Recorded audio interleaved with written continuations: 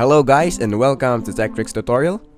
In today's video, I will show you the step-by-step tutorial on how to make fruit in Infinite Craft.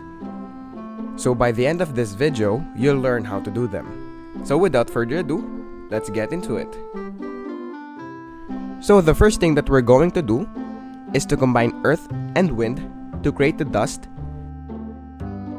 Then combine dust and wind to create sandstorm.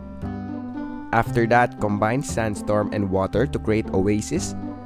After that, combine earth and water to create a plant. Then combine plant and oasis to create date.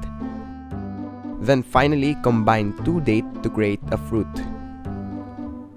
And that is basically it for this video. Thank you guys for watching Tech Tricks tutorial. I hope you learned something, and please don't forget to like and subscribe. Have a great day everyone.